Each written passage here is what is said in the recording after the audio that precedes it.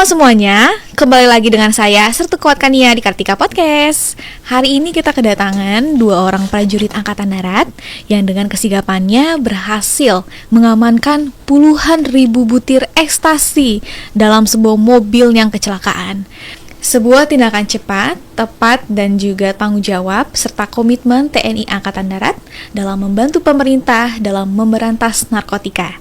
Dan telah hadir bersama kita saat ini Sertu Eko Wahyudi dan juga Serda Maradang Simajuntak. Selamat datang Pak Eko dan juga Pak Simajuntak di Kartika Podcast TNI Angkatan Darat. Baik, mengawali perbincangan kita hari ini, bisa perkenalan diri dulu nih ke teman-teman Kartika Podcast. Baik, sebelum saya memperkenalkan diri, saya meluruskan bahwa penemuan barang terlarang tersebut bukan hanya puluhan ribu, tetapi setelah dihitung ulang oleh Polda Lampung itu sampai ratusan ribu, Mbak. Oh, ternyata ratusan ribu ya, ratusan bukan ribu, puluhan sekitar ribu. 194.631 butir pil ekstasi. Itu kalau dijumlahkan dengan warga Lampung itu ada berapa kakak kira-kira Pak? Sebanyak itu? Kalau dijumlahkan itu mungkin lebih dari satu kecamatan, Mbak. Bukan hanya kakak di wilayah, tetapi mungkin beberapa kecamatan atau bahkan kabupaten itu hampir kena imbas dari jumlah obat-obatan tersebut itu, Mbak.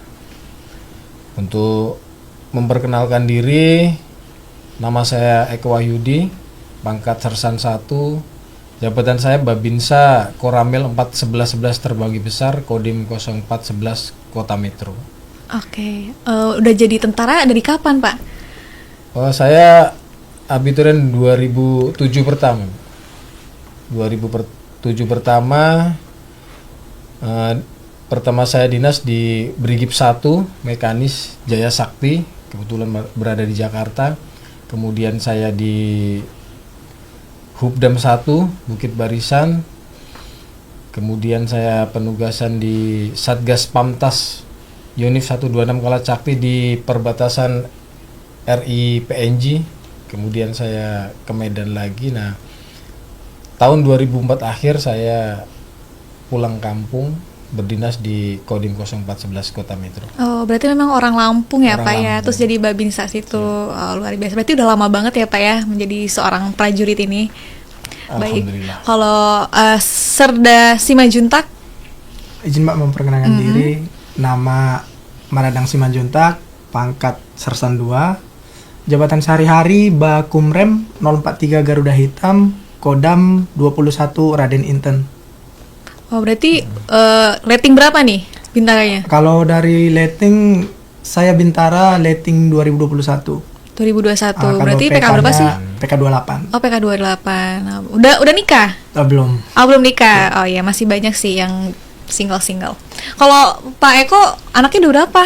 Alhamdulillah saya status K2, istri 1, anak 2. Oh, iya dong, istri 1, nggak mungkin 2. Terus anaknya umur berapa? Yang pertama laki-laki kelas 1 SMP, yang kedua perempuan kelas 4 SD. Oke. Kemudian sekarang untuk istri masih aktivitasnya mengajar di rumah, Oke. di sekolah. Nah, setelah kejadian viral kemarin ya kan, itu sempat kepikiran nggak sih sama Pak Eko dan juga Pak Simajuntak? Maksudnya bisa se-viral itu dan juga mendapat banyak apresiasi dari masyarakat. Baik, untuk pikiran saya tidak pernah sempat berpikir kalau akan viral, tidak ada. Di situ kami melihat kecelakaan, tujuannya hanya mencari pemilik kendaraan, sopir atau korban aja di situ, Mbak. Hanya murni dari saya sebagai Babinsa, murni hanya kemanusiaan saja, Mbak. Jadi tidak sempat melihat handphone atau berpikir sampai viral, itu tidak ada. Oke, berarti kan bukan membantu, kemarin itu kan bukan semata-mata tugas dinas kan, berarti memang dari jiwa kemanusiaan kita sendiri. Nah, bisa dijelaskan lebih spesifik kok bisa menemukan beberapa kantong tas yang ternyata isinya barang haram tersebut? Baik, saya ceritakan Mbak ya. Waktu itu hari Kamis pagi, kebetulan setelah sholat subuh saya berangkat tugas untuk melaksanakan monitoring pendampingan makan bergizi gratis. Mungkin kenapa saya harus berangkat pagi itu karena saya harus melihat secara langsung finishing pengolahan makanan. Oh, ternyata kalau MBG itu tuh harus didampingi sama harus Babinsa didampingi, juga. Mbak, karena memang petunjuk dan arahan dari komandan kami dan atas kami itu semaksimal mungkin untuk MBG ini didampingi langsung. Karena kan banyak berita-berita viral itu ada yang keracunan, ada yang mungkin menu makanannya itu tidak sesuai kan gitu. Makanya harus mulai diawasi dari ya. finishing pengolahan, habis itu packaging sampai pendistribusian ke pengguna manfaat. Jadi mulai pagi itu sudah beraktivitas untuk MBG itu sampai diterima oleh pengguna manfaat tersebut. Karena kalau kesiangan kadang sekolahan itu ada yang pulang pagi, ada yang pulang siang. Itu SD, SMP, SMA kan MBG Semuanya, itu. Mbak, pengguna manfaat sampai ke 3B, baik ibu menyusui, ibu melahirkan dan sebagainya itu. Oke, berarti kan di balik peran MBG ini juga ada peran Babinsa gitu Iya, kan siap. yang mengawasi sehingga didistribusikan MBK yang berkualitas Iya, gitu kan karena Pak. kami memastikan satu kondisi makanan itu bersih, sehat, yang kemudian tepat sasaran di wilayah itu sebagai pengguna manfaatnya itu. Kemudian pada saat saya melintas di jalan, karena kebetulan itu di pedesaan, di persawahan, Mbak. Saya melintas, kemudian ada warga masyarakat itu menyampaikan ke saya karena melihat saya sebagai Babinsa. Jadi dia percaya melapor ke saya ataupun menyampaikan ke saya bahwa mendengar ada kecelakaan. Kebetulan kecelakaan itu kan di atas jembatan tol. Pada saat itu kan saya membawa kendaraan motor. Iya. Karena di itu ada jembatan, saya lewat bawah jembatan itu, Mbak. Terus naiknya gimana Pak kalau bawa motor gitu? Nah, mungkin karena masyarakat enggan ya. Mungkin dia melihat atau tahu karena enggan buat ke lokasi karena itu memang di atas jembatan.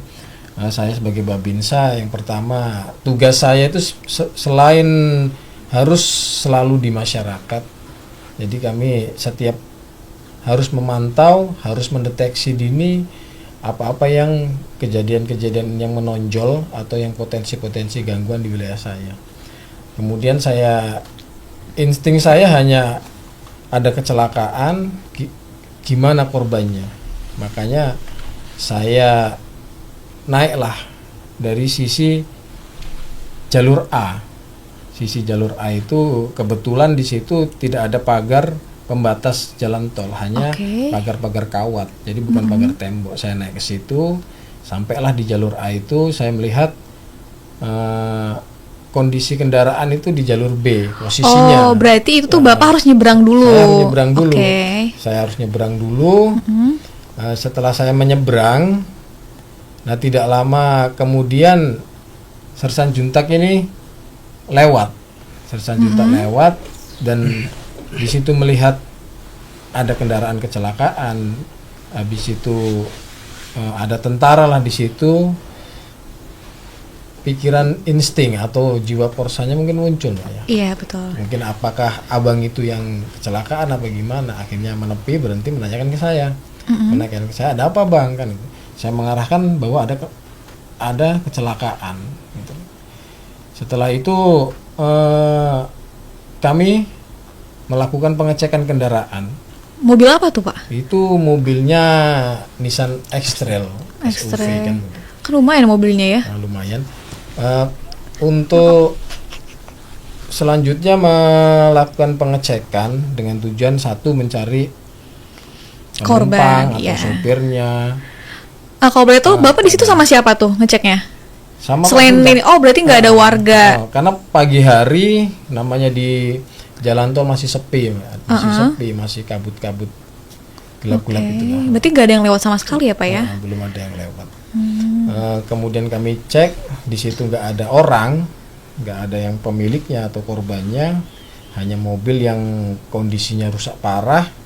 Nah, saya kan melihat ke tepi-tepi sekitaran kejadian itu banyak serpian-serpian, baik serpian kaca, puing-puing kendaraan itu. Akhirnya kami melakukan penyisiran di tepi tol. Setelah kami sisir, kami tidak menemukan korban. Nah, setelah itu barulah kami melihat ada tas di bawah jembatan itu, Pak.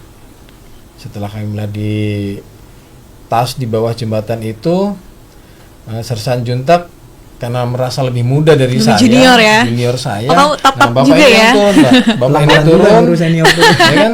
Bapak ini turun ke bawah, ngelihat tas itu, memang ada sebagian tas itu memang sudah terbuka. Jadi kami pun tidak pernah berpikir itu barang apa. Intinya kami hanya nyari siapa tahu di tas itu ada identitas. Oh, iya, ada benar. identitas pemilik kendaraan itu. Iya. Pak Juntak ini ke bawah. Nah, saya inisiatif lah untuk mengambil gambar karena satu, sebagai laporan kegiatan harian saya sebagai Babinsa harus melaporkan semua kegiatan ke Danramil. Setiap laporan itu diwajibkan ada Dokumentasi. Yang Oh, berarti itu keduanya, video yang viral itu Bapak yang video Iya, ya, bukan saya. wartawan ya. Oke. Kemudian sebagai bukti saya, karena di situ nggak ada pemilik kendaraan atau pemilik barang, supaya nggak jadi fitnah lah, gitu. Akhirnya saya mengambil gambar lah. Pak Juntak ini turun ke bawah. Kemudian setelah mengecek tas-tas tersebut, karena banyak yang berceceran, ada tas itu yang sudah kebuka tapi berceceran, dirapikanlah sama Pak Juntak ini. Oh, oke. Dirapikan. Masih belum berpikiran itu barang apa, belum ada kan gitu, karena yang di pikiran saya hanya saya itu harus nyari orangnya, minimal identitasnya kan gitu. Kemudian nggak berselang lama tim dari PJR ataupun dari petugas tol itu datang ke lokasi. Ya mungkin informasi awal kan mungkin hanya kecelakaan saja, belum tahu juga kalau kita nemuin tas, kita barang-barang itu barang apa belum tahu. Akhirnya kami sama-sama mengangkat tas itu, sama-sama dibawalah ke atas, ke tepi jalan tol itu. Setelah dibawa ke atas semuanya, ditumpuklah di atas jalan tol itu. Kami tidak langsung membukanya, kami tidak tahu juga itu apa, hanya bungkusan-bungkusan semuanya dirapikan itu. Barulah ada pihak dari kepolisian reserse itu, Pak. Setelah pihak kepolisian ada di situ, reserse itu, barulah barang-barang apa yang ada di tas itu dikeluarkan, ditata di tepi jalan, dihitung. Nah, setelah itu ada salah satu barang itu dibuka sebagai sampel. Oke. Nah, setelah barang itu dibuka sebagai sampel, banyaklah yang ngomong selentingan kalau barang itu barang terlarang alias inek. Oke, itu kan yang terjun ke bawah Pak Simajuntak ya. Nah, mungkin sendiri. dari Pak Simajuntak bisa menjelaskan nih dari awal, maksudnya kok bisa ada video Pak Simajuntak di situ gitu. Yang video di bawah yang viral. Iya, betul. Oh. Jadi tadi kan udah dijelaskan sama Bang Eko. Jadi saya melintas, saya melihat. Nah, itu mau kemana Itu melintasnya? mau ke kantor, mau ngejar apel Oke, pagi, itu kan pagi-pagi. oh, pagi-pagi ya. Jadi saya melintas, melihat ada kendaraan kecelakaan, ada rekan kita, sama pakai baju loreng, nggak mungkin kita cuek aja bodo amat kan, nggak mungkin. Pasti kita. Iya, udah in mind lah. Ini ada apa nih ya pasti kan? kita kepo lah. Sendirian kan bapaknya kan? Ya sendirian. Oh, oke. Ini saya turun, setelah itu tadi melakukan penyisiran kan, dijelaskan tadi nyari pengemudi ataupun penumpang dari kendaraan kan nggak ada tuh. Jadi kami tuh udah melihat ke bawah itu kan ada beberapa tas ya Mbak. Melihat itu kan pas di bawah underpass.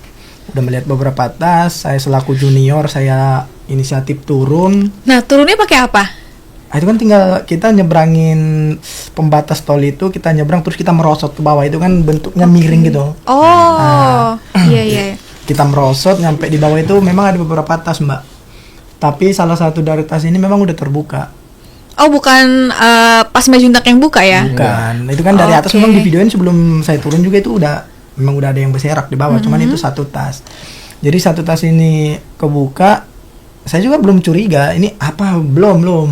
Mungkin soalnya saya lihat itu kan zaman sekarang kan banyak yang pesan paket online dibungkus pakai plastik wrap gitu. Oh, berarti belum kepikiran ya kalau itu tuh barang seharam itu gitu kan? Belum. Jadi namanya mau diangkat ke atas kan nggak mungkin saya angkatin satu-satu, Iya, maksudnya benar. satu bungkus plastik itu. Jadi saya kumpulkan lagi, saya coba kancing itu nggak bisa dikancing lagi. Mungkin karena dilempar dari atas kancingnya rusak. Nah, nggak lama dari situ saya udah selesai masukin, saya susun. Saya mau ngangkat itu kan itu lumayan tinggi ya, Mbak. Kalau ngangkat itu kan ada beberapa tas, ngangkat satu kan nggak mungkin. Nggak mungkin maksudnya satu-satu ke atas itu kan bolak-balik capek. Jadi Iya. beberapa petugas yang udah tiba di lokasi itu ada dari PJR kepolisian, ada juga dari petugas tol, mereka turunlah. Berapa orang tuh yang di bawah? Kalau nggak salah itu dari kepolisian itu ada 2, petugas tolnya ada 2. Jadi istilahnya estafet lah ngantar Iya. ke atas. Jadi saya tetap di paling bawah. Setelah itu barang kami angkat ke atas, yaitu nggak langsung ini diduga ini enggak. Kami Masih curiga lah ya. Jadi kami kumpulin di atas, menunggu petugas dari kepolisian, itu udah rame, barulah dikeluarin dari beberapa tas ini, totalnya ada 6 tas. Kenapa pas si Majuntak nggak ngebuka aja di situ? Maksudnya kan logikanya kan pas si Majuntak ini kan belum tahu kalau itu barang haram. Nah, kenapa Ya. pas Majuntak nggak buka aja? Nggak Kita- harus nunggu petugas. Lebih baiknya kan kita disaksikan oleh petugas yang berwenang. Iya, lanjut. Disaksikan oleh petugas yang berwenang, tepatnya dari kepolisian. Jadi itu dari kepolisian datang dari reserse, baru dikeluarkan dari tas yang totalnya tadi 6 tas itu kan dikeluarinnya masih dalam bentuk plastik. Kurang lebih totalnya itu 34 bungkus. Nah, untuk mengetahui isinya ini, Mbak, kan itu masih diduga itu. Ada Iya. yang menduga, kalau saya memang nggak tahu apa isinya. Jadi dari tim reserse ini ngebuka satu lah sebagai contoh sampel, ngebuka satu. Nah, disitulah saya lihat barang ini di dalam plastik berbentuk obat-obatan pil berwarna kemerahan. Pil ya. Ya, saya nggak tahu namanya, cuman dari namanya udah banyak petugas udah diduga lah kalau yang pil itu merupakan obat-obatan jenis inek. Oke. Berarti bukan bentuknya bubuk gitu ya. Bukan.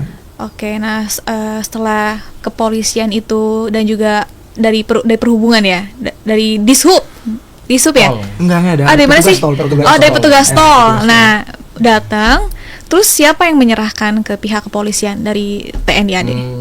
Itu waktu barang tersebut ada sampelnya dan diduga banyak barang bahan terlarang lah, artinya obat-obatan terlarang gitu kan. Kemudian saya kesempatan pertama melaporkan ke Danramil saya, Kapten CZI Yatiman, bahwa terjadi kecelakaan mobil di tol 136B dan ditemukan indikasi barang-barang terlarang. Jadi pada kesempatan pertama itu saya melaporkan ke Danramil saya kan, Oke. gitu. Setelah itu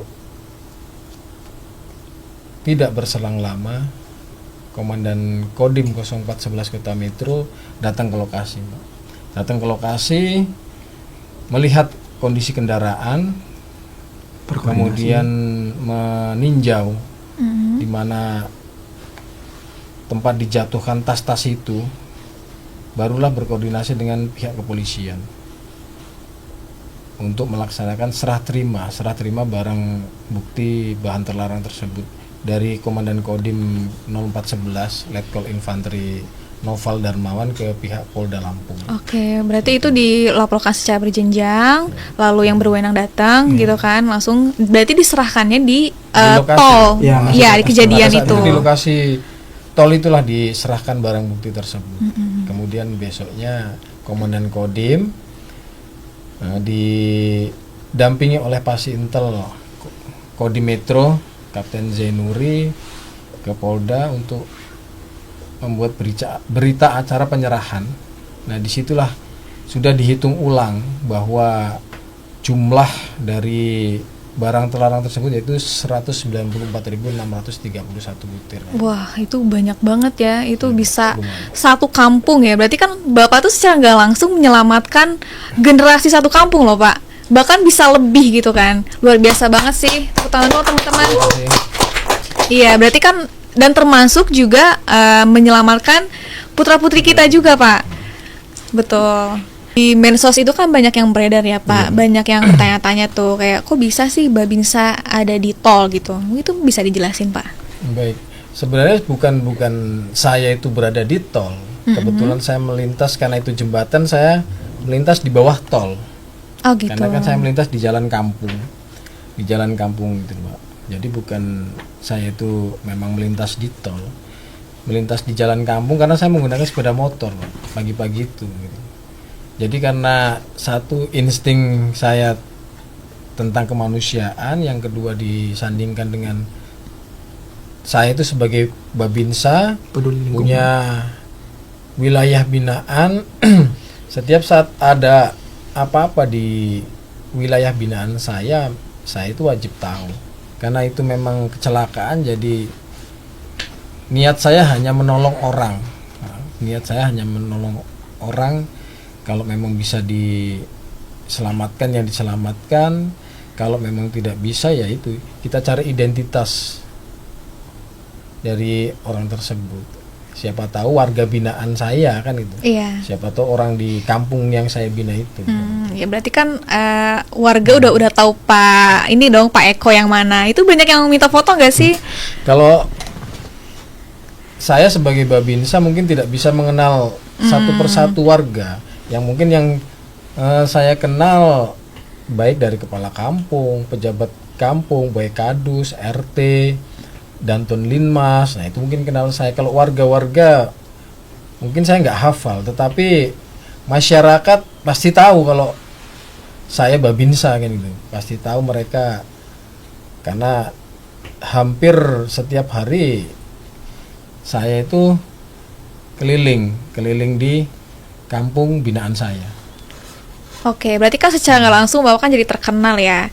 Nah, ini kan pasti Mbak Juntak yang turun menemukan beberapa paket. Nah itu ada petunjuk lain nggak selain paket-paket tersebut yang mengarah menunjukkan identitas si pemilik mobil? Maksud Mbak selain tas itu? Iya, tas betul. Yang 6 tas itu? Iya betul. Untuk segala barang bukti tentunya sudah diserahkan ke pihak kepolisian karena itu memang wewenang kepolisian. Banyak yang mengatakan bahwa tindakan cepat dan sigap Bapak ini sebenarnya telah menyelamatkan ribuan generasi muda dari ancaman narkoba.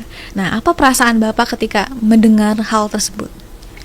Tentunya yang pertama itu kaget dan bangga bisa menyelamatkan, ya namanya kita juga masih generasi muda ya. Betul. Jadi mungkin kita berpikir, oh mungkin kita bisa menyelamatkan mereka dari kejadian ini gitu. Mungkin ada beberapa ya ratusan ribuan yang terhindar lah dari barang tersebut itu.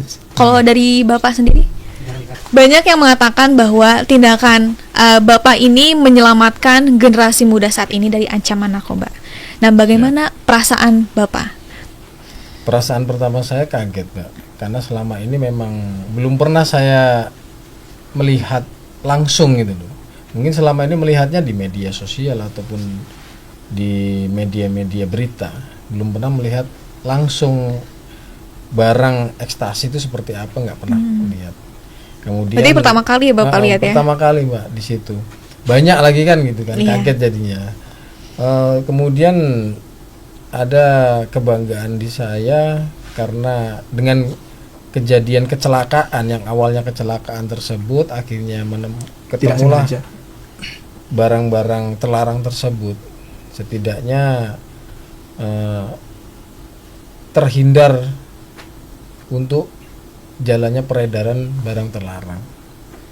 Yang mungkin efek baiknya ya bukan hanya 1.000, 2.000, bahkan ratusan ribu masyarakat generasi muda ini terhindar, aman dari barang terlarang tersebut.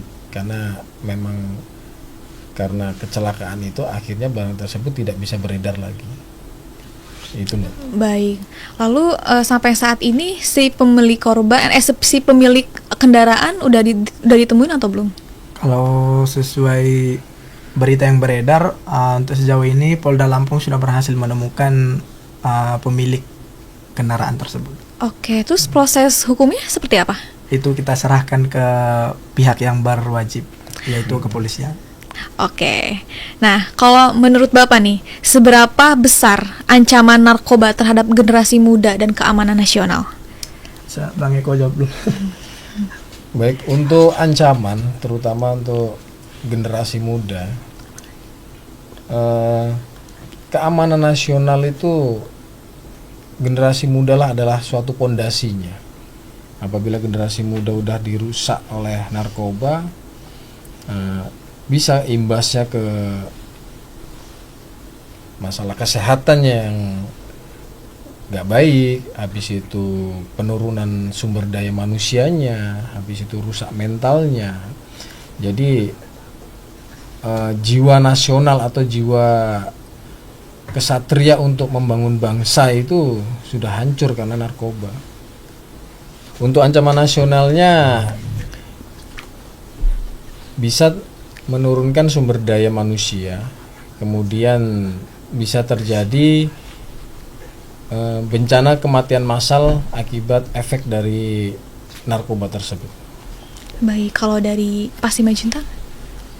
Efek besarnya, mungkin efek besarnya secara garis besar kita ambil aja Mbak, peredaran narkotika dapat merugikan diri sendiri, terlebih merugikan orang lain, itu aja. Baik, lalu apa tanggapan dari satuan, khususnya dari Komandan Satuan, atas respon sigap Bapak dalam menangani hal tersebut? Baik, dari kejadian ini Komandan saya dari Dan Ramil ataupun Komandan Kodim mengucapkan terima kasih karena satu sebagai Babinsa, satu temu cepat, lapor cepat setiap kejadian. Kesempatan pertama melaporkan ke komandan saya itu sangat-sangat berterima kasih dan bangga, kemudian memberikan petunjuk arahan bahwa tetap semangat, laksanakan tugas dengan baik. Apabila terjadi hal-hal menonjol atau kejadian-kejadian yang mengakibatkan potensi gangguan di wilayah, langsung laporan ke Dansat saya supaya nanti mendapatkan petunjuk atau arahan untuk gimana caranya nyari solusi supaya wilayah binaan saya itu tetap aman dan nyaman. Oke, baik. Kalau dari Pak Simanjuntak, respon dari satuan Pak Simanjuntak seperti apa nih? Dari satuan yang pertama itu dari Korem ya, kebetulan saya di Korem, dari Danrem. Berarti Kumrem ya? Ya, di Kumrem. Oke. Tapi yang kumnya kan Danrem. Oke, iya benar. Jadi dari Danrem itu mengucapkan terima kasih banyak, apresiasi sebesar-besarnya atas kinerja di lapangan. Selanjutnya hindari pelanggaran, apapun yang terjadi di luar segera temu cepat, lapor cepat. Untuk yang kedua, karena kami di bawah wewenang Kodam 21 Raden Inten, Kodam yang baru. Kemarin itu karena kami berdua di bawah Kodam 21 Raden Inten, Panglima Kodam 21 Raden Inten Maijen TNI Kristo Maisianturi memberikan piagam penghargaan dan apresiasi yang sebesar-besarnya atas kinerja kami di lapangan. Luar biasa sekali, berarti udah mendapat penghargaan ya Pak ya.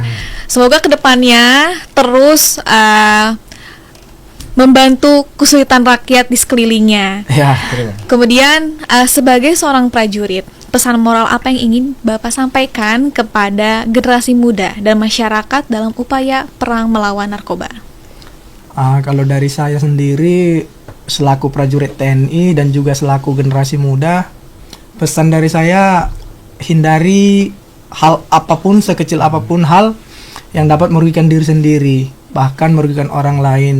Karena yang bisa mengendalikan diri kita sendiri itu bukan orang lain, tapi kembali lagi diri kita sendiri.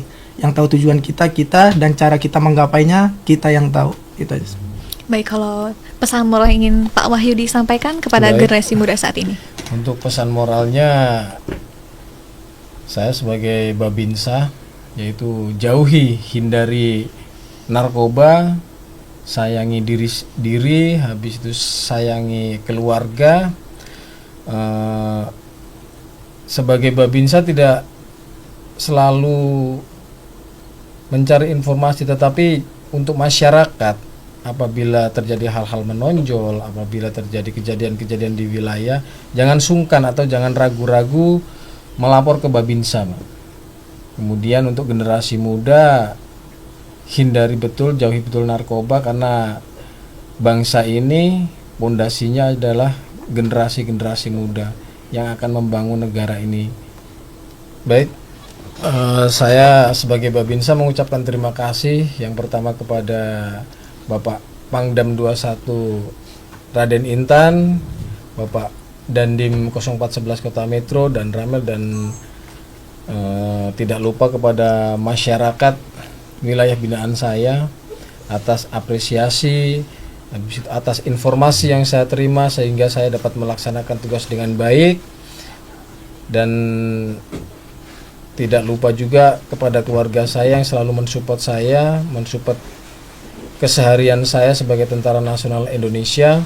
Semoga kedepannya saya dapat melaksanakan tugas dengan baik, berani, tulus, dan ikhlas. Terima kasih.